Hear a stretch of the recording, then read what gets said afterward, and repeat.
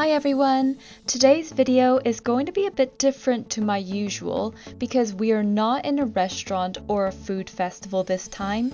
Instead, I wanted to showcase what I eat over the holiday period.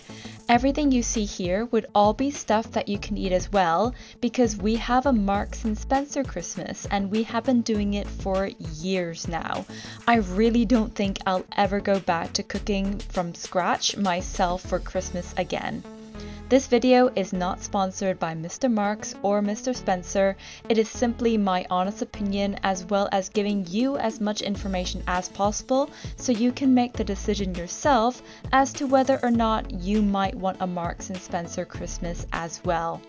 Every year, the M&S Christmas food website opens around October time where you can browse through their catalog, make your selections, pay a deposit, and collect in store. There's a few items that change in and out annually, but their catalog does typically stay the same, so it's likely that most of what you see here will be available whenever you're watching this video.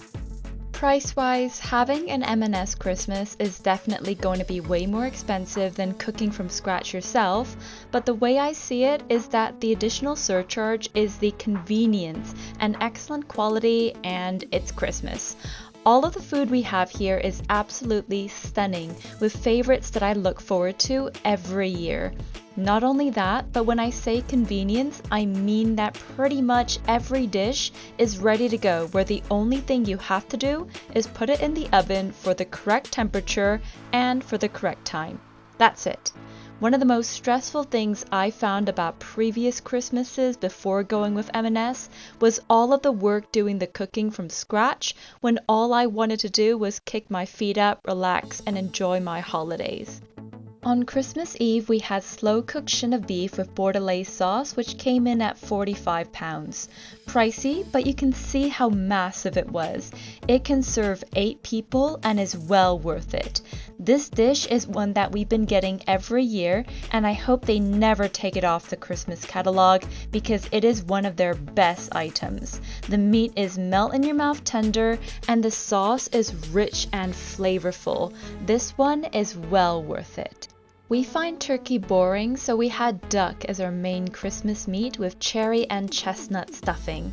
They've deboned the center to make it easy to carve with stuffing all on the inside. This would serve 4 people and came in at £39. This is the first year that we've tried this duck, and it was delicious, but the only downside is that it's a bit smaller, so for a grand Christmas centerpiece, it wasn't a showstopper. I would buy this again, but next year I'll check out some other options first. For Boxing Day, we were hosting a party, so we had several main dishes. First was a slow-cooked porchetta, which serves 8 people. Pork belly rolled up and seasoned beautifully. The crackling turned out fabulous as well. This came in at £40. Taste-wise, it was delicious and a real hit with everyone, but I would say this is a skip. I wouldn't purchase this again because I do think that it was a bit simple and would have easily been done ourselves without much extra effort. The next 2 mains are 2 savory pies. The first is a Wagyu beef pie that serves 6 people and comes in at £50. The second is a turkey and stuffing pie that had some pigs in blankets on top, which came in at £45. Both of these are well worth it in my opinion, especially as it takes a lot of effort to make a pie yourself. Taste-wise, I was really impressed with the turkey and stuffing pie. You also get some lovely cookware that comes with it and can be used again. Next are the side dishes. First up is the tartiflette, which are sliced potatoes with Gruyere cheese, smoked pancetta, creme fraiche, caramelized onion, and a splash of white wine. Came in at £15 and 100% worth it. You can't get better ready-made tartiflette than this. We also got their cauliflower gratin, which is basically cauliflower cheese with cheddar sauce, Emmental, pecorino, mozzarella, and a sourdough crumb. I'm normally not a fan of cauliflower cheese, but this is a winner, especially with the extra texture from the sourdough crumb. £10. And because it's Christmas and you can't get enough of cheese, here is their Brie en Croûte, which is another one that I look forward to every year. 17 pounds and serves 6. A deliciously creamy brie encased in puff pastry with rosemary and whole garlic cloves. This is absolutely divine and is a must-have.